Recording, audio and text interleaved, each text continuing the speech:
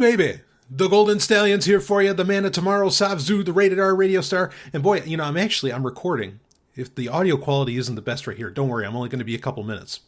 I'm recording in my quote-unquote office, where I have my big rig computer and my massive monitor and all this stuff. It's kind of the first time I've ever used that, using the trusty old Yeti here. Anyway, what I want to share with you today, Patreon listeners, isn't something that you can only get on Patreon. In fact, there's a link in the show notes for this episode where you can go to the original link for this. But I had the great pleasure. We actually recorded it earlier in the week, last week. But it aired yesterday on Sunday being October 30th, 2016. I was on the Nathan Frazier show. Now, I really, really like Nathan Frazier. Just a great guy. He's doing something that I think is really important. He has what's called the Anarcho-Preneur podcast, really, he does much more than just a podcast. But his whole shtick with Anarcho-Preneur is working on building businesses, kind of in a way to forward anarchist means. And I think that's great because, again, politics, all of that. I mean, putting any of your energy into politics is such a goddamn waste of time. If you really want to change things, if you really want to make the world better, blah, blah, blah, or your life better, which is, really what you have control over, build a business, or work on business, work on commerce, work on, all of that. Forget about all the political nonsense. It's just pure bullshit. So I really love, and I love actually the name, Anarcho-Preneur. I think that's so cool. So anyway, he had me on the show, and we talked about, I had a great time doing this, but he saw me as, or he sees me as a kind of a personal branding expert, at least in execution. Not that I've ever taken any kind of formal schooling for any of this stuff. But I talk about throughout this episode, and it's about an hour long. I talk about how exactly I go about personal branding and, what that all means, how it can help you build stuff as far as content creation and news and all that.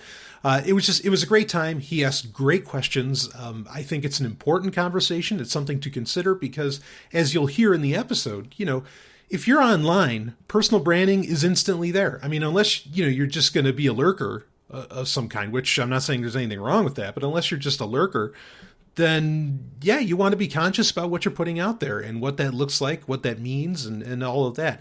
So I thought this was just a dynamite conversation, and just for the ease of, Sovereign Tech listeners being able to have access to it quickly without having to go to somebody else's website or having to put on another feed, even though I do recommend checking out, Nathan's show. Again, link in the show notes for that, because he has great guests on and, has very interesting topics that he brings up. But if you just want to hear right in the Sovereign Tech feed, I was like, all right, well, I'll release it, for Patreon. And not that I'm going to give you a big exclusive commentary here or anything.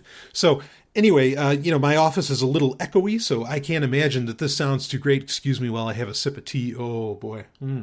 Lapsang Shusong. And anyway, I have a bunch of work, to get to outside of this as it is, because we got big stuff taking place in the next couple of weeks. Big stuff. A lot to wrap up, and it's going to be a good time.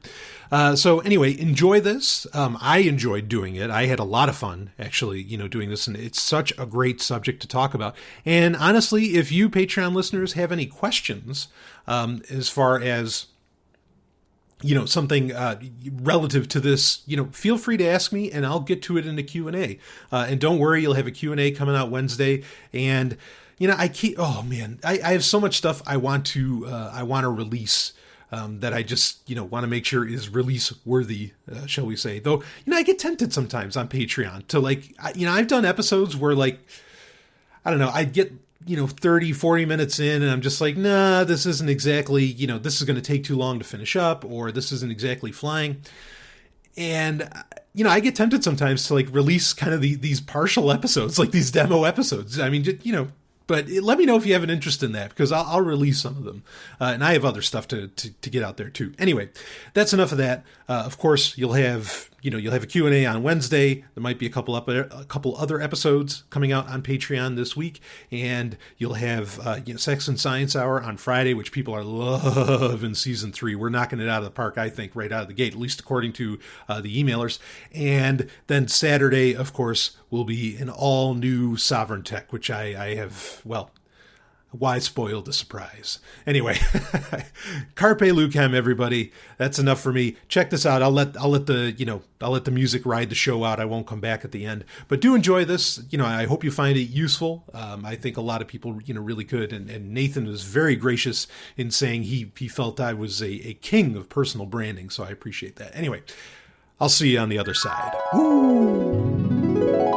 Anarcho-Preneur, episode number 44, personal branding with... Hey, this is Brian Sovereign, the Golden Stallion, the man of tomorrow, and you're listening to The Nathan Fraser Show. Government is inefficient and should be dissolved. What government should actually do is just leave people alone to buy and sell freely among themselves. If they just leave self-interested traders to compete with one another, markets are guided to positive outcomes as if by an invisible hand. It's free markets that are moral because you only succeed if you meet the needs and wants of other people.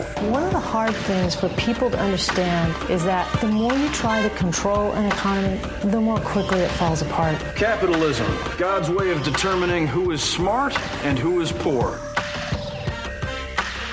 Free Market Squad in the place to be. Thank you for taking an hour out of your day to hang with me. I am your host with a hero complex, Nathan Fraser. This is my podcast, The Nathan Fraser Show, aka Anarcho-Preneur. You can check out more episodes of this by going over to my website, nathanfrasershow.com. What an egomaniac. How many times can I say Nathan Fraser Show in the first minute of this here podcast? Anyways, before we jump into it, an exciting show this week. I've got Brian Sovereign, who is the host of Sovereign Tech, and we're going to be talking about personal branding, why it's important to, as a content creator, to have a personal brand and to inject your personal brand into your content. This is something that I see so many people doing wrong out there, both in the activist community and in the business community, just putting out this content that's like blah and lacks life and has no personality to it. And Brian is the exact opposite. Brian delivers. Brian is like the king of personal branding when it comes to his particular type of content. So I thought he would be a great guest to have come on and talk about this. Before we get into that, though, I do want to give a huge thank you. Well, first of all, thank you to you for listening to this podcast. I promise to make the next hour of your time as valuable as I possibly can. Luckily, Brian's here to make that possible as well.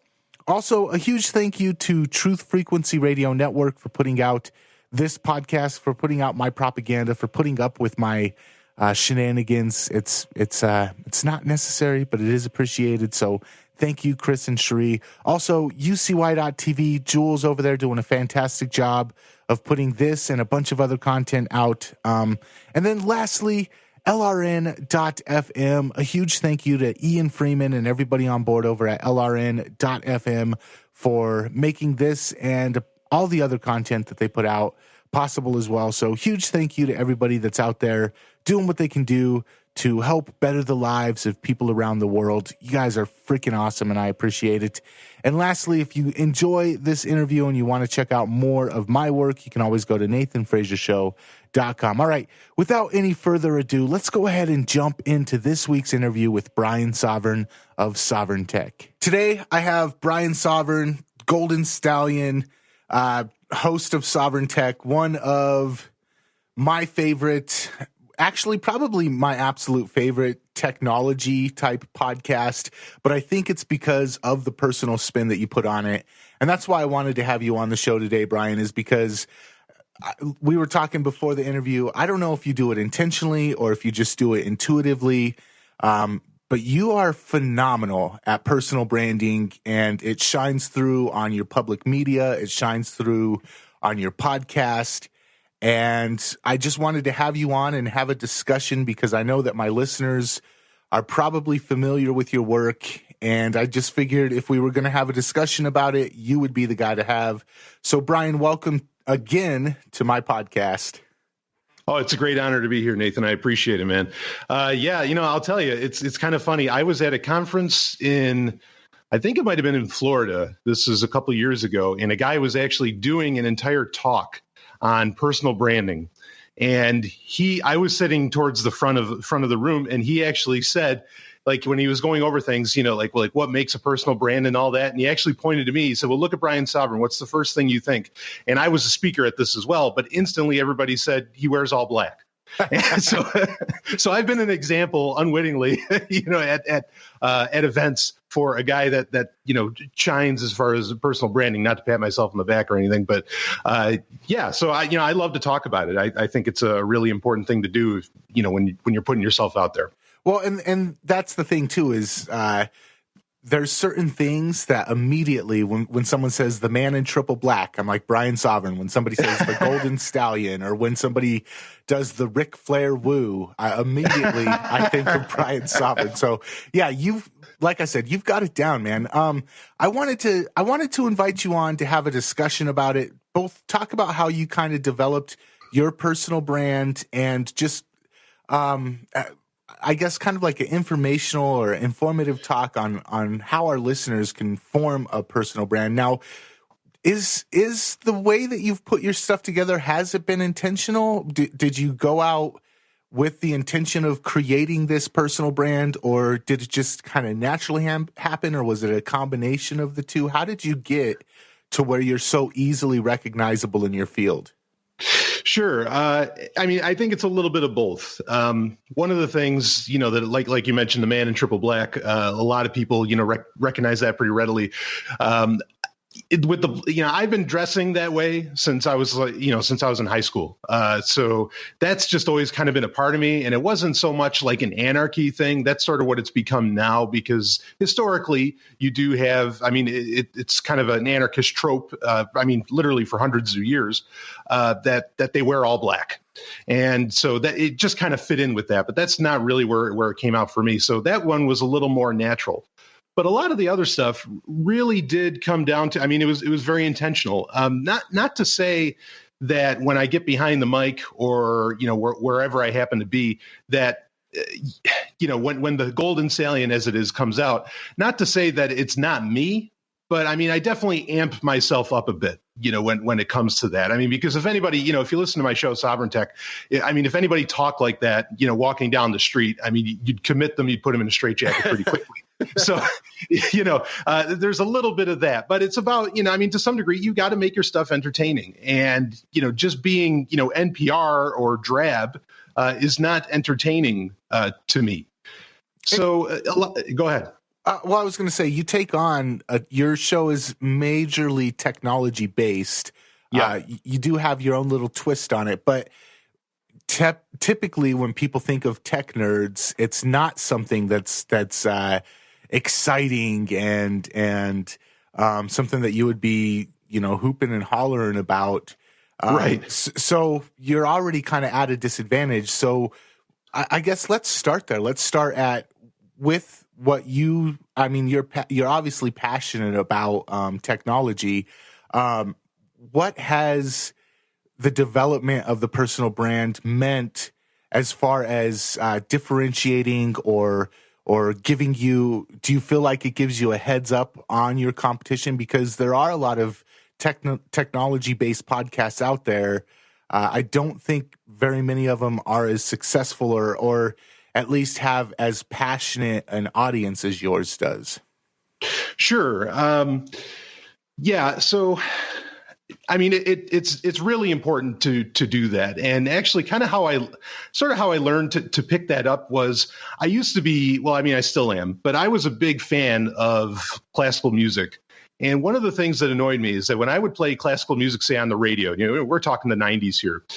And like when the person would be introducing like, oh, this is Beethoven's blah, blah, blah, blah, blah, and it would just be so drab. And I was like, this is why nobody listens to this, because you're so boring. This can be exciting stuff. This is, some of this is very powerful music.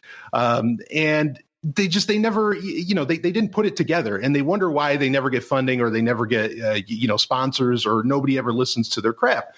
And it's just because they're so drab. Now, a lot of tech news is, it's really the same way. Some of it's, can be, mildly entertaining. Like, you look at the Twit Network and some of these other guys, but a lot of them are just so, I don't know. I mean, it's tough because technology it's in the word. It's technical, and how can you make that super exciting? And I think the only way you can really do that with some subjects is because the subject itself isn't that engaging necessarily, unless you're really into it. You, the host, the presenter, the curator, has to be so over the top, to make what's getting talked about something that people want to listen to. Yeah, absolutely. And you do a phenomenal job of that, because I'll admit it. A lot of the things that I found out about technology, you were the first one that I first got introduced to Bitcoin through. You were the first person that introduced me to the idea of decentralized internet. There's a lot of things that I would not have gone out of my way to go and look into, except for the fact that your energy and your excitement about them kind of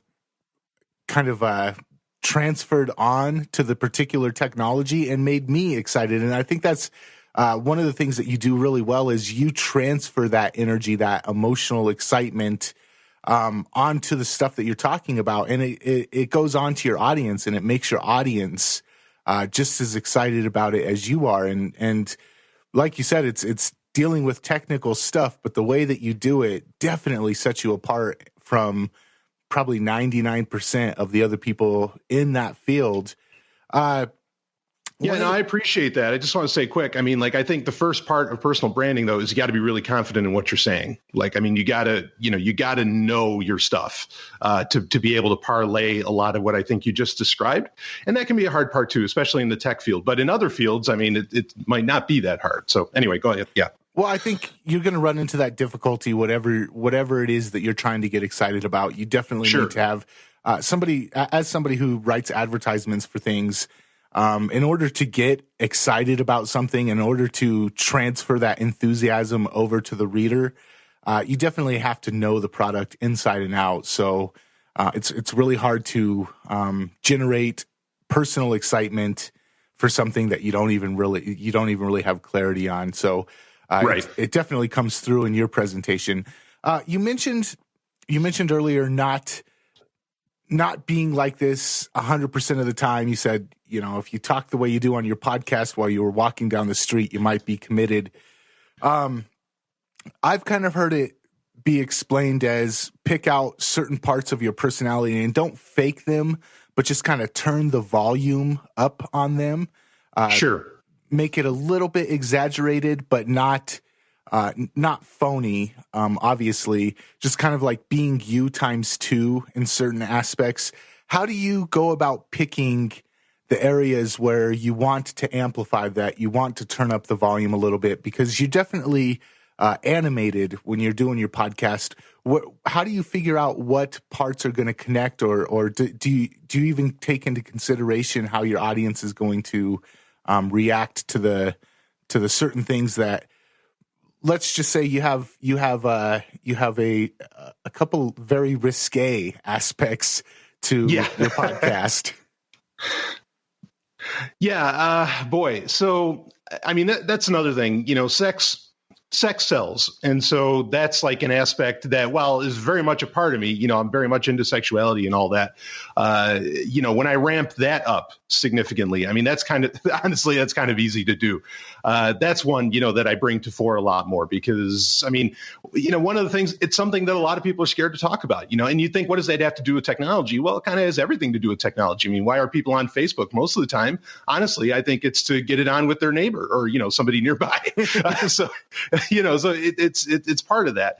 I don't, as far as what parts, other than that, like what parts to turn up, I don't know that I think about it that consciously. I'll admit, I mean, and you kind of mentioned it earlier. I sort of do copy certain people in certain presentations that I do. You look at Ric Flair. And if you ever go to YouTube and just watch some Ric Flair interviews, and believe me, there's tons of them, because this guy was so good at it. And he was a wrestler from the 80s and the 90s, he even wrestled a bit in the aughts. And I mean, you can see a lot of Golden Stallion there. In fact, the name Golden Stallion was one of his original names. So, there's not, I mean, I bring an original style to some degree, but admittedly, I am looking at the greats throughout history, the great presenters, the great talkers, and just taking on some of their attributes more so than perhaps like amping up my own, I guess. Well, I think to be influenced or to find a similarity in your personality and somebody else that's out there, I don't know if I would say that that's necessarily copying or imitating. I would just say that it's at least the way that you do it and the way that I've seen very effective people do it. It's just realizing that you have a similarity with somebody and you say, hey, this is definitely a part of who I am as well. And right. I can turn it up the same way that they did and feel comfortable doing it because you have somebody who's kind of cleared the path and given you a little bit of an indication on which way to do it. Yeah. No, I think that's fair to say, certainly. So on the opposite side of that, and this is, gosh, I hate to put you on the spot like this because go for it. I love your podcast and I find myself agreeing with you about 90% of the time, but then there's a couple things that I disagree with you on, and that's acceptable. I mean, you don't want mindless drones following you. Yeah, not at all. Actually two things. So I'm a marketer and I would consider myself to be an individualist anarchist, and I know that you do as well. But I think that there's a couple areas where me and you slightly disagree on things. I wouldn't call myself an anarcho-capitalist, but I am a firm believer that a society that respects each other's property rights is a thriving society. I used to not respect people's property rights, and I didn't have the same outcomes in life that I have now that I do respect people's property rights. So it's just kind of a personal thing for me. Sure. I'm all for if people want to get together and have a society where they just share everything. I'm all for that. I don't think it'll flourish the way that a society that respects property rights does. Also, I'm a huge gun fanatic. I love guns, and you're not so much of a fan of guns. But you don't shy away from these things. You don't apologize for the fact that there's a percentage of your audience that aren't going to agree with you on these things. You take a very hard stance. You make these anchor beliefs, and you're not afraid to say things that you know that parts of your audience aren't going to agree with. A lot of people might be afraid to do that. A lot of people might say, well, I can't say anything that's going to offend a segment of my audience because then they won't tune in anymore. What is it that, I guess, what's your logic, your belief behind saying things that you know are going to be controversial and not being afraid to say them anyways? Sure. Wow. Yeah. Great question. I mean, you sort of have to find things to stand out about. I think it's important to be unique, in anything you do. Well, I mean, you don't have to be unique, I guess. There's certainly, something to be said for, I don't know, copying other recipes of success, or just trying to stick with a certain line of thinking that is very popular, and so people will stay with you. But I think it's important to be very unique. The confidence in saying it is, I mean, I think when you say something that's really, that doesn't follow what you may know, and this is hard. I mean, not everybody knows exactly who their audience is. I don't know all of my audience either. I reach out to a lot of anarcho-capitalists. I reach out to a lot of people that aren't even anarchists. But I know that crowd's out there. But as long as you have, and this comes down to that confidence and to knowing exactly what you're talking about, as long as you have that confidence in what you're saying, I mean, if you can say things that are going to perk up ears, which I know a lot of the things I say does, I can only think it's a good thing because, it gets people listening and, it sparks conversation. It has people talking outside of it. I mean, I know people that write whole blog posts that, will put me in parentheses saying, except this guy thinks of this, and I mean, that's great marketing. You can't buy that. So there's, as long as you have that confidence, as long as you don't want to just like speak up, and just because you have this feeling or just because you want some kind of like differentiating opinion, you don't want to be iconoclast for no reason. But if you have experience, if you have a lot of validation, for what you're saying, and you have it reasoned out, say all the wild things you can, because people will respect that. But you've got to come from that point of knowing exactly what you're talking about. Take the thing where I'm not a fan of guns.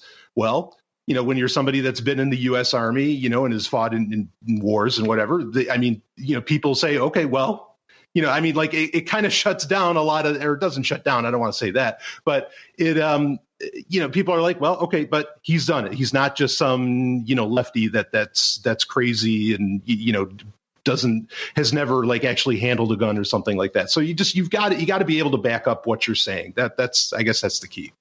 Yeah, absolutely. And I can respect that, even though I disagree with it. Like I said, I still listen to your podcast. I still love your podcast. Every once in a while, I'm like, oh, that kind of rubbed me the wrong way. But overall, though, I totally enjoy the experience. And I'm glad that you're willing not to try and pamper to me or my demographic in every single aspect, because then again, it would come off as inauthentic, and I wouldn't be getting the full Brian Sovereign experience. So I think that there's a lot to be said for not being afraid to offend some of your listeners every once in a while. Yeah, I mean, one thing is actually one of the so Sovereign Tech's been going for like 4 years now. One of the very early episodes, I talked about what was the 4 Gs, which the 4 Gs were the 4 topics that if you want to have a quasi-successful like Liberty podcast or something, don't ever talk about these or don't ever disagree with what most people think. The 4 Gs were, it was gender, guns, gold, and God. As long as you never talk about any of that stuff, people will, they'll click like on you, everybody will kind of know who you are, but then you'll really just sound like everybody else was kind of, was my point in that if you don't talk about them. So, I mean, there's something to be, you kind of think of even like back in the 50s, when some subjects seem dangerous, I think that there's a real appeal when somebody talks about it. Like I kind of remember Howard Stern, where, like the demographics for Howard Stern back in the 80s were, like 50% of the people, couldn't wait to hear what he had to say next because they love it. But then 50% of the other listeners couldn't wait to hear what he said next because they hated it. So, there's something to playing both sides of that, to where people will really listen, especially if they don't like something because they've never heard it before or, something along those lines. Yeah. And I think when it comes into even not shock jock radio, even people like Rush Limbaugh and people like Bill O'Reilly, a lot of their audience is the same way. A lot of their audience is people who are hardcore fans, and then a lot of their audience is made up of people that only listen so that they can sit there and scream at their radio on their commute home. Yeah. And I certainly heard from people that scream at the radio and they're listening to me. So yeah, it does happen. Let's kind of unbox this thing that you just said right now. You were talking about standing out from all the other podcasters out there. Liberty podcasting in general, it's kind of like it's a big ocean now. And whereas when me and you first started doing it, there probably weren't, it was probably a fraction, a very small fraction of the amount of people doing it now. A lot of people, especially with the accessibility of putting a podcast out there and getting it recorded and getting good audio quality, there's a lot of people podcasting out there, but there aren't a lot of people differentiating themselves. You have like Brian Sovereign, the Sovereign Tech Show. It's Liberty themed, but it's also tech themed. So it weeds people out, and it has kind of like an overlap audience. My show is Liberty themed, but it's also marketing themed. So I weed out, with my political views, I weed out a ton of the marketing audience. With my marketing views, I weed out a ton of the Liberty community. Do you think that, I guess your experience, do you think that there's more to be gained by deliberately excluding portions of your audience? Yeah, I think there's something to be gained from that. But I think, if you get, and I'm not saying I'm this good, I'm just saying that I think if you get good enough, that no matter what you're saying, like if the presentation is just entertaining enough, if you're just that maybe larger than life or something, that anybody will listen. I mean, regardless of, like I said, there's a lot of people, and I get the complaints about, I wish you wouldn't talk about your political views and all that, as to where, I'm not going to stop doing that because it's, central to, who I am and how I think about things. But I think you can get beyond that. I really, I don't think you have to exclude. It happens, but I think you can get to the point to where exclusion, doesn't really occur anymore. I mean, that's just my opinion on it. Yeah, I agree. Like I said, there's certain things that you say that would exclude me. But again, I still love your podcast. So those minor little things don't even really bother me. And there's other podcasts that I listen to that there's one or two things about the host that I disagree with them on, but because it's so valuable, the rest of their content, and because I'm in alignment with them on so many other issues, it's really easy to overlook those one or two things. But the fact that I know that they're willing to put that out, and even at the expense of losing some of their audience, I think that what it often does is it really solidifies the people that stick around. Yeah. I mean, like, I listen to a lot of tech shows. I mean, one of the reasons I did Sovereign Tech is that there is no, anarchy or liberty-minded tech show really out there. I mean, it didn't exist until, I made mine. And I listen to tons of tech podcasts, and, their political views, a lot of their views on a bunch of things, I mean, are just, in my opinion, they're horrendous. I mean, it's terrible. But, it actually helps to know those things, because then I understand really where they're coming from. No matter how hard people try in journalism or whatever to, try and be, try to be unbiased.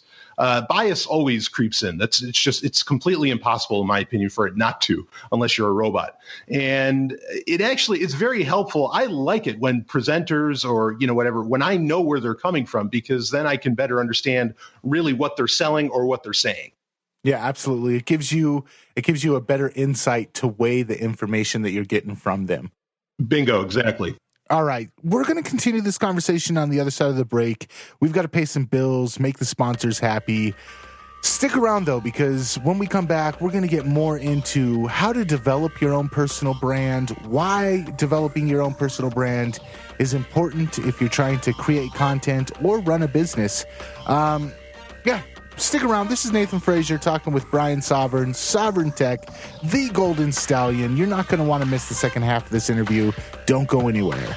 Free minds, free markets, free people. All right. Every single week, I like to shine a spotlight on one of the members of the Free Market Squad, somebody who took part in Self-Promotion Saturday.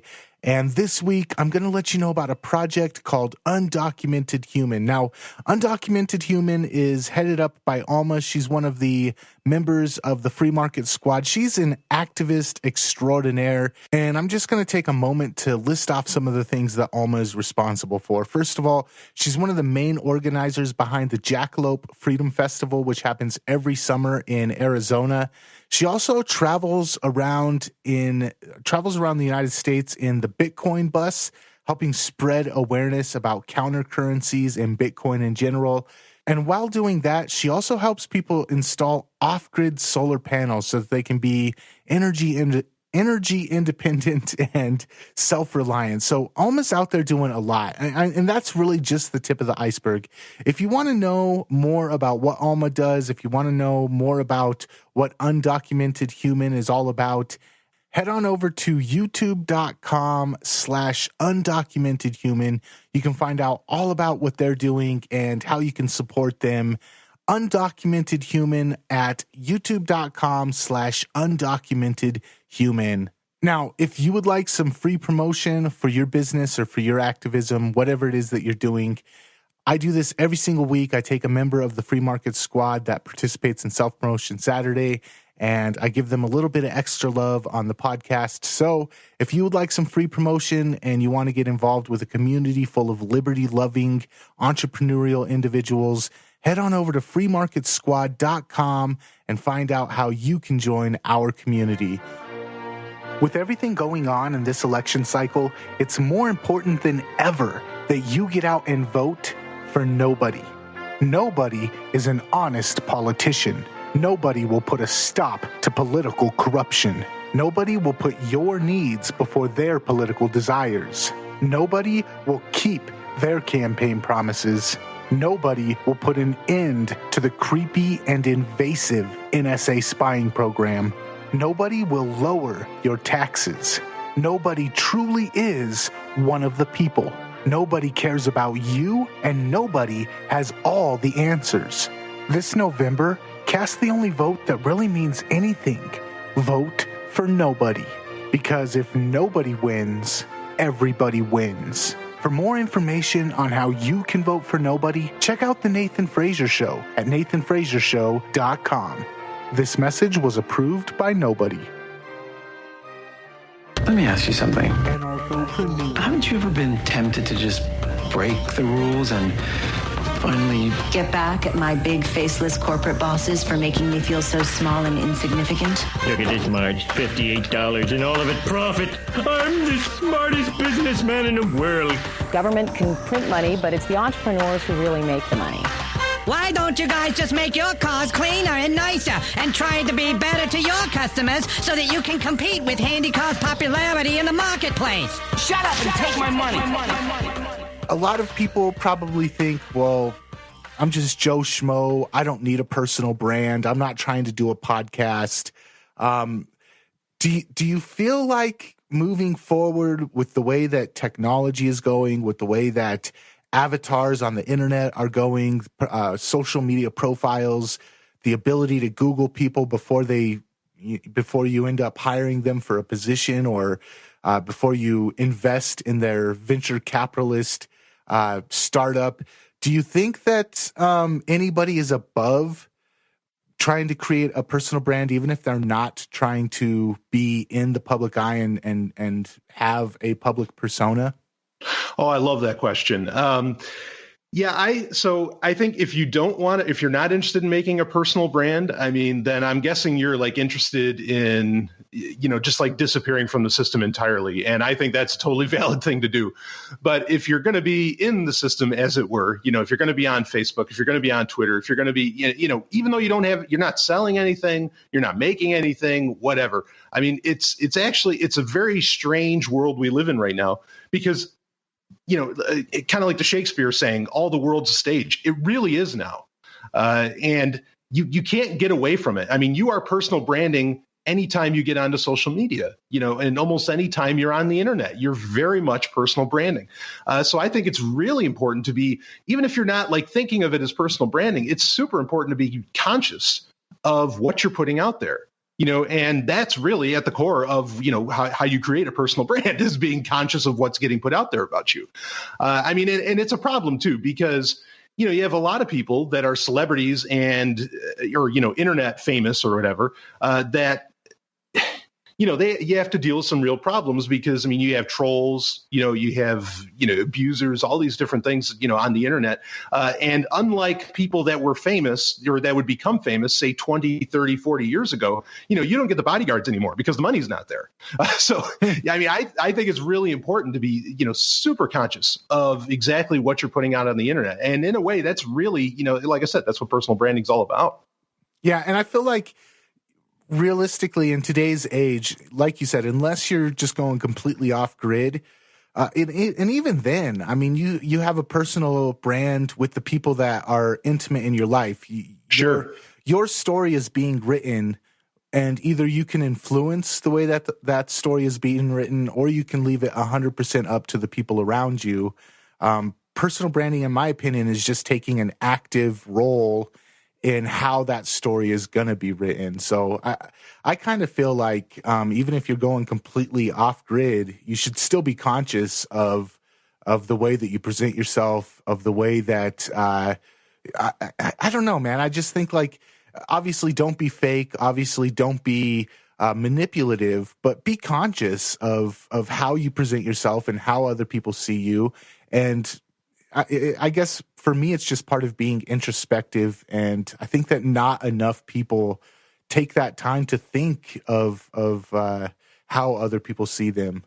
Yeah, I agree with that actually. And I think, even if you're the kind of person, because some people might hear that and they'd say, well, I'm the person that just doesn't give a crap. Like I don't care what anybody thinks about me. Well, that's your personal brand then. Like you really, that's a conscious decision that you're going to be that guy or that gal that's like, screw the world. Okay, well, but be aware that that's the message you're putting out there. I mean, be conscious of that. Absolutely, I agree with what you're saying.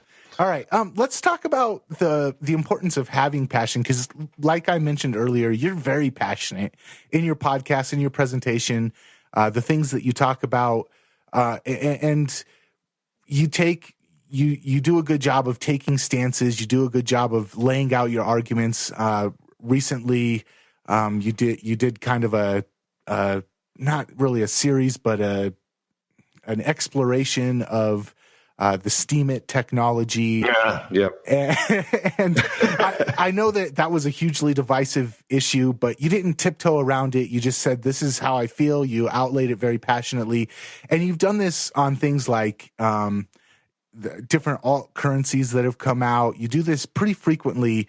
And how important do you think it is to be passionate, to convey that passion into the things that you're talking about?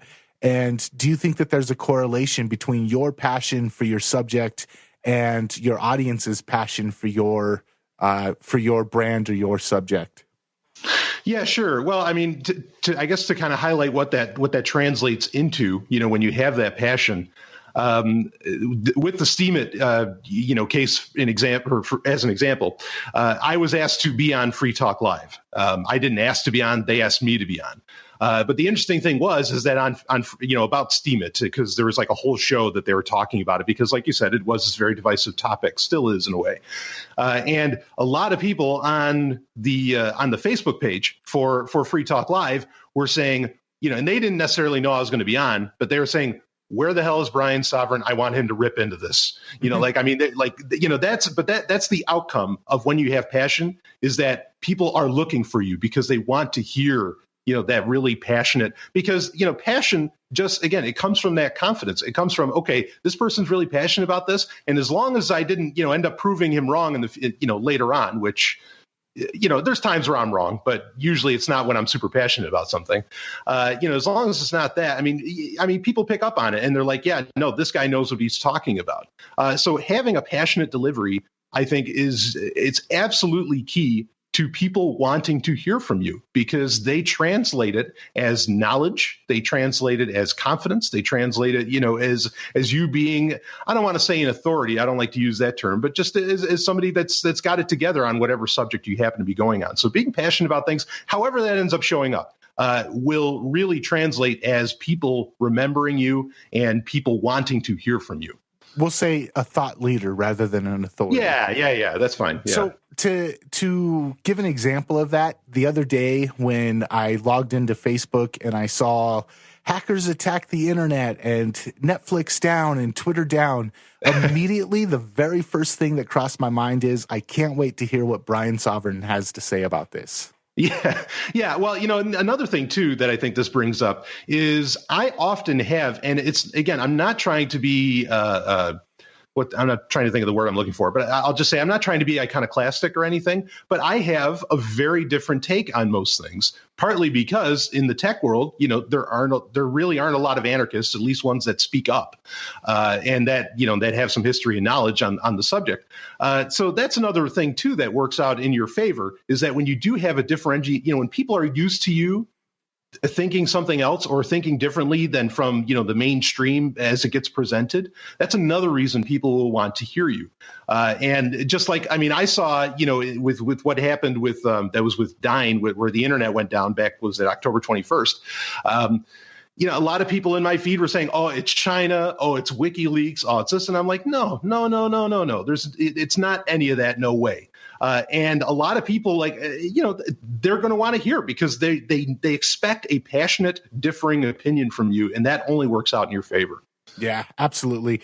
And like you said, when we're bombarded with one side of the story, and we know that there's one guy who's going to give us the other side of the story, or give us a an other side of the story, immediately when we're seeing too much of one side, that's the thing that we go to in our heads is, okay, I need to hear what this other guy who's always contrarian, but contrarian. That's the word I was looking for, contrarian, yeah. But contrarian with a purpose, not just to be contrarian.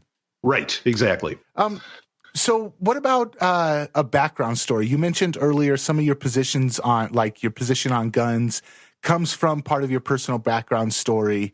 How important do you think, I guess to use a comic book term, an origin story that kind of lends to your values, lends to your personal brand, how important do you think it is that somebody who's trying to develop a personal brand has a very clear, defined background story that leads to who they are?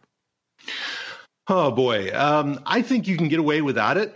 But at the same time, especially if you're delivering on very controversial subjects, I think it's crucial. People will write you off instantly if you have no experience in what you're bringing about. If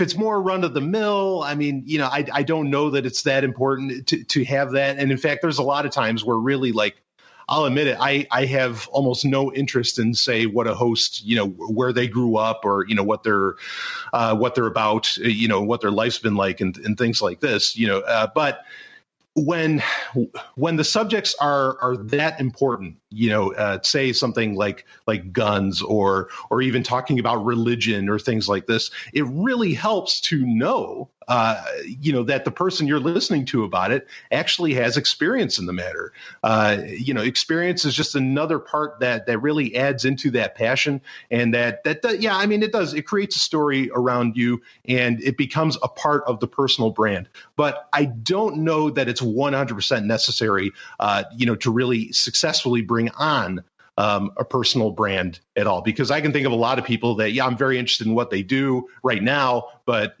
I cannot imagine that based on what they do, like actors and things like this, that I'm in any way interested where they came from, so, but that's my opinion. So I'll add a contrary point to that, just to play the role of the contrarian.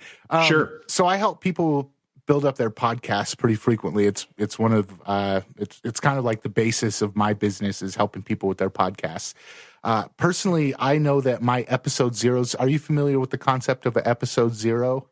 Yes, I'm a big believer in that. Absolutely. Okay. So my episode zeros, and for my clients, their episode zeros, typically we try to get at least 10 episodes in before we do an episode zero. And the episode zero is where I have people kind of lay out their background as far as things that are pertinent and make sense to cover in the context of what their podcast is. I find that the biggest reaction that we get, the biggest amount of interaction in comments, the biggest amount of emails that we get, the biggest amount of feedback from listeners typically come from the episode zeros, because that's the ones that people really say, oh man, that when you told that story of what happened to you when you were 17, I had almost something exactly like that happen to me. And that's where I really became a fan of your podcast.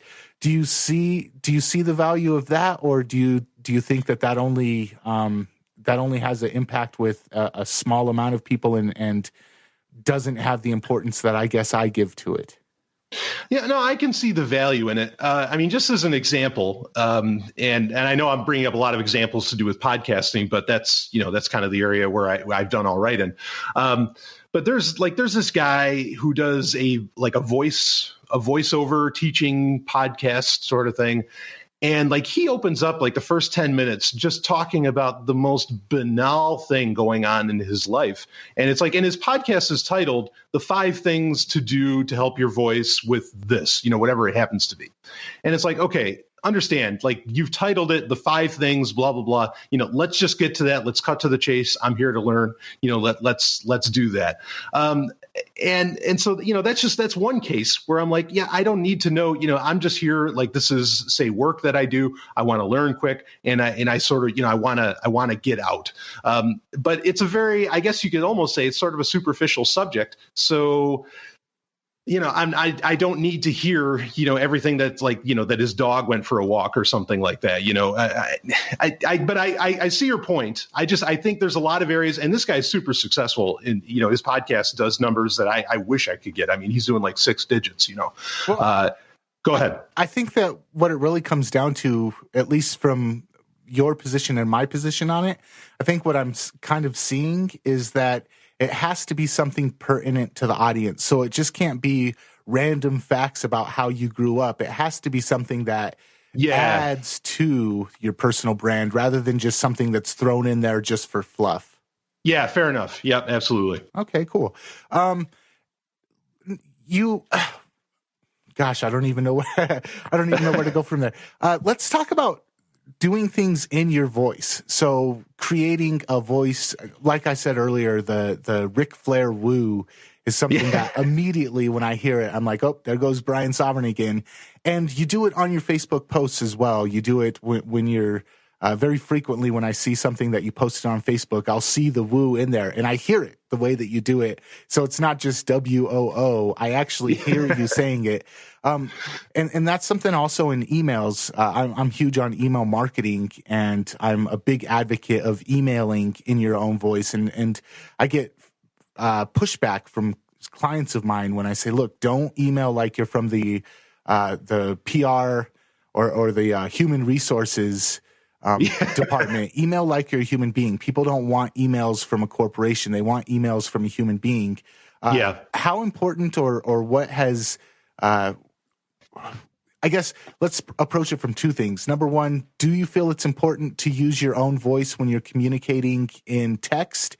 And number 2, why do you think people are so afraid to do it?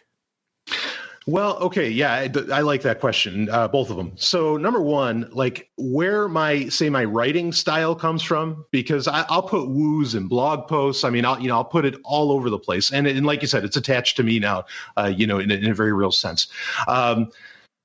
Growing up, I grew up in, I was a teenager in the 90s. And at the time on the internet, like the way you talked was with like AOL chat rooms or Prodigy chat rooms or IRC, and all of this. And one of the integral parts of how you typed in those, I mean, there was no Facebook, none of this stuff existed at the time. One of the ways you typed in that was like you'd have a command that would say /me, and it would translate as when you'd hit enter, it would come up as you were doing this action. So I learned to write online in a way that parlays like you doing something, and like that it's very much you have to make it interesting, to bring the chat room alive. Back in the 90s, you had you wrote like it was you even write it with ... and your whatever little speech patterns you had, you type in uhs and ums, all of this. And I think that's kind of a missing, I don't want to say it's a lost art, because it might not have ever really been an art, but it's something people forget about, is that if learning to type literally with the voice that you speak with every day, I think that attracts people. I think they feel like it becomes, even in text, it becomes very conversational. I totally agree with what you're saying about, the email marketing, that you want to write like it's you. I really wish like people would think about that more, and just bring your conversations to life. Go ahead, use a lot of ... or what is that, ellipses, whatever you call that. Use a lot of that.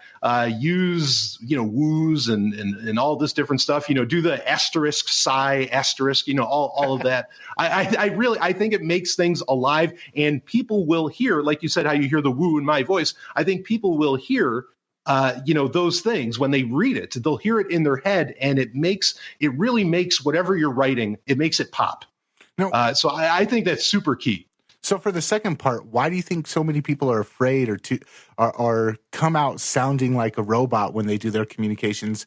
I can't understand. I mean, I know I've been plagued with it myself, and it was something that I had to overcome. But I still, even looking back, I still don't know why I was more apt to talk like a corporate, a corporate clone when I first started doing email. Especially is where I really recognized this in myself. Why do you think so many people are so hesitant to talk in their own voice when they're using text? Well, I think it comes down to a lot of it really comes down to school. I think that's like how people like when I got on the internet, like when I was getting on it as a teenager, like computers weren't in school. So you might have had a Mac or an Apple II or something there. But when you got on the internet, like it was you weren't learning, you were figuring out things as you went along. As where now, we've had 20, 30 years or whatever of people, or 20 years anyway, of people that this is like, you need to learn. Like I remember even before there was computers, like, okay, this is how you write a memorandum, right? You have to type memorandum at the top. It's all very mechanical that people learn to communicate through text. So I think a lot of it just comes down to school. Like this is how people learned. This is how you communicate. And the other thing too, is that also a lot of people, maybe they're used to Twitter where they only have 140 characters or something, or maybe they're even used to the old Facebook limit of 250 characters that they had when they were in college, because Facebook didn't allow you to type whatever the hell you wanted to, just a few years ago.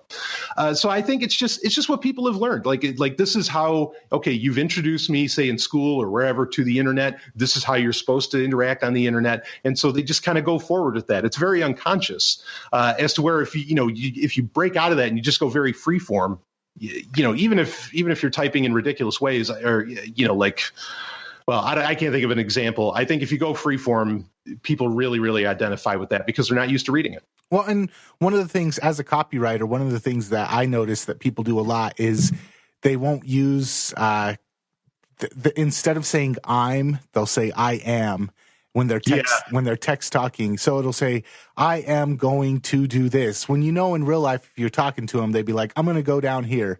And for me, when I go through and I edit my copy, one of the things is I look for everywhere where I can shorten words. I look for everywhere that I can take out the word that, because I know I don't use the word that very frequently. But when I'm typing, it finds its way in there. When I'm typing I am, finds its way in there, and I have to go back and I have to get rid of those things. But it seems like there's like, and I think you're right, it probably does come back to school, but it creates like a disconnect. It creates when people type the way that they were taught to type in school, it almost creates like a divide between you and their actual persona. And that's one of the things that when I read your updates, when I read your blog posts, I hear you. I feel like you're talking to me, and it makes it so I can just really dive into your writing rather than having this disconnect, like a layer of public education in between our communications.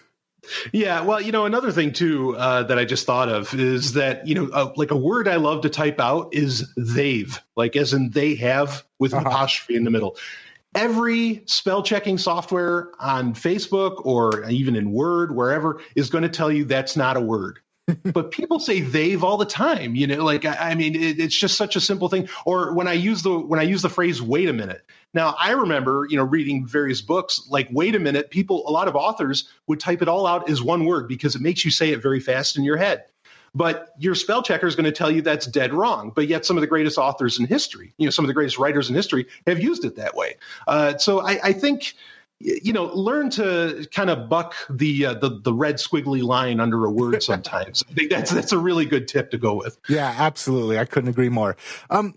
Let's talk about underdogs and anti-heroes when it comes to building a personal brand. I feel like you definitely have an anti-hero vibe about you.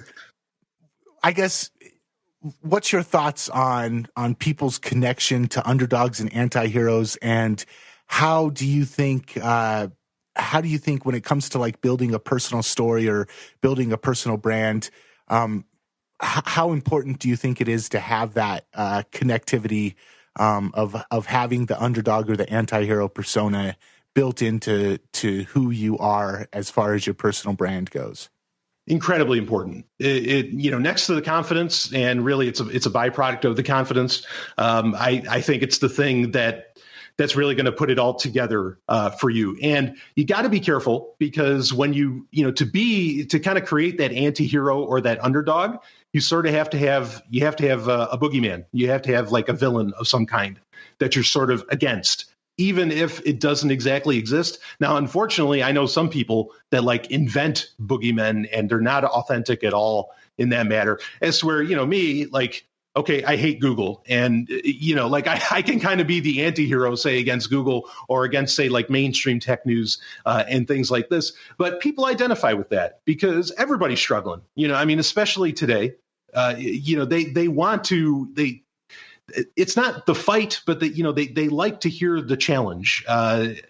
And yeah, I think it's really, really key. I mean, I'll tell you, here's kind of my big secret for what I do as far as personal branding in general, and as far as like, pretty much everything I do as far as presentation.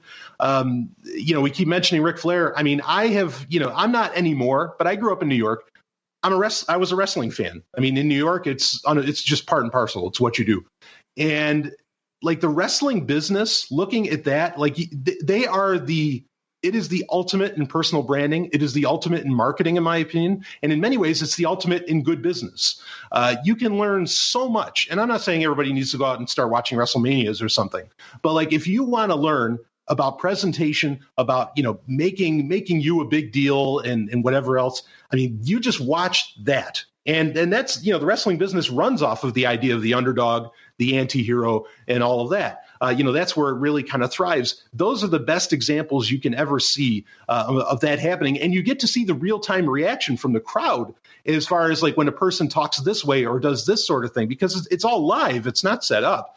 Some of it's set up. Obviously, it's wrestling. But, but you can get a real gauge of just how well that works. And you look at it and you go, wow, when somebody does something just, crazy or that's morally ambiguous, perhaps, I mean, the pop is insane, the reaction is wild. So I think it's really, really key to develop kind of that underdog or that anti-hero kind of story, or not story, but just aspect to what you're doing. And people relate to that because kind of like you were saying, why people are afraid to, type in a more free form way. I think people like to see somebody that, kind of breaks the mold, and kind of stands against, even if they don't agree with them, that stands against a lot of the, the popular narrative that exists around life. Yeah. And I feel like it also, like you were saying, creating the boogeyman or pointing out the boogeyman. It gives your audience something to rally behind. It creates kind of like a us versus them, and it really helps you position yourself as a leader of your tribe. Brian, where can people go to check out more of your work and get a little bit more of a feel of your personal brand? Sure. The best place is my website, which is zog.ninja. ZOG.ninja is the best place to find everything I do. Awesome. Thank you for joining us. It's been an awesome talk and very informative and very informational. So I really appreciate you taking the time. Oh, I love being on, Nathan. Love your work too, man. All right. Free Market Squad. Until next time, be your own boss. Hashtag BYO boss. Deuces. Free minds. Free markets. Free people. Are you a liberty-minded entrepreneur, small business owner, agorist, or freelancer? Do you ever struggle in your business and feel like you're all alone in the world? Can you imagine how great it would be if there were a community of freedom-loving business people just waiting to connect with you? Can you keep a secret? There is such a community. Free Market Squad is the online mastermind group for people who are passionate about freedom and success in life. Access to a mastermind group is probably one of the most valuable things you could have in your life, and membership in the Free Market Squad is absolutely free. If you have a Facebook account and you want more information on how to join the Free Market Squad, head on over to www.freemarketsquad.com. That's freemarketsquad.com. I'm going to ask a bonus question real quick. Yep. And this will probably be only for the podcast listeners, not for the live listeners, but I'll have to put it in after, because we're at the 27-minute mark, which is when the commercials come in. Public speaking. I'd like to get your opinion on public speaking. I know that you do a lot of public speaking. And how do you feel that impacts your personal brand or helps build it up, helps add credibility? And that would be the first part of it. And then for somebody who's looking to start doing public speaking for that purpose, do you have any tips for them? Sure. Public speaking, it really helps a lot, especially if you can get a recording of it. And if you can't get a recording, or like if where you're speaking isn't recording it, bring a little H1 Zoom microphone or something to make sure you do record it, because you want to get it out there. I mean, pretty much public speaking falls under any time that your name is on some kind of bill, is on some kind of billing. That is helpful. That builds you up. That makes you seem like more of a thought leader. It's a really helpful thing. Now, it's very tough. Like the first couple times I spoke was, I wouldn't begin to say that I was the best at it, doing it, but. I mean, people pay attention. I've gotten a lot of listeners, from public speaking, but just keep in mind, and you want to, I'm not sure how much more to say on that for the first part of the question. Just that it is really important, and if anything, it's free advertising. Just having your name listed on a website. I mean, people genuinely do pay attention to that, and if you have a room full of people, that's great too. As for the second part, as far as tips, you want to bring that amping yourself 2x, that larger than life perhaps persona. You really want to bring that onto the stage, because people will start falling asleep, and you don't want that. Even though the real benefit of public speaking is, honestly, it's not for the people there, in my opinion. It's for the YouTube video that you get to make later, or that you get to share around later. I think that's where you get the most. Even I've been at some venues where there might not even be 10 people in the room, but I act like there's 100 or 200, because again, it's not about those 10 people really. It's more about the potential thousands or millions that you would reach after the fact. And so that's why it's so key to make sure you have your own recording. I mean, even if somebody is recording it, I still record my own stuff. I bring a little microphone with me. That way I can release it pretty much right away, because some of these event organizers, they won't release a video or audio of your talk, of what you did.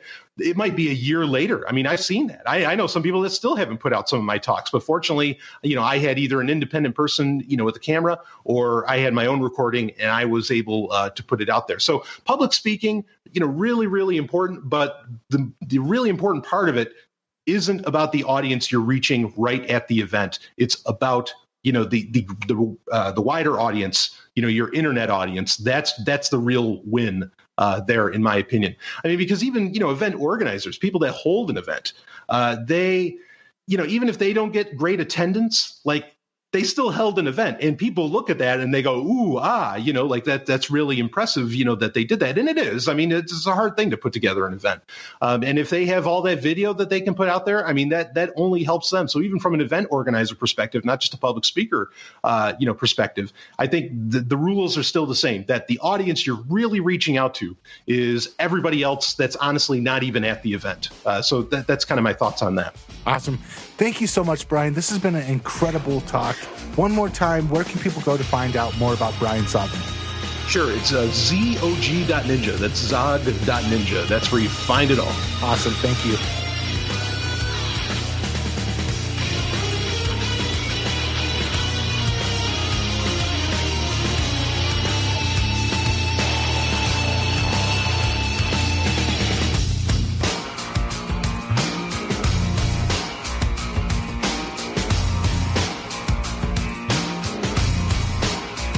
You just experienced Sovereign Tech. Go to sovereigntech.com, that's SOVRYN tech.com, and connect with us there. Find links from today's show and catch our podcast feed. Sovereign Tech is copy heart. Copying art is an act of love, and love is not subject to law. So please share the show however you like. Welcome to the evolution.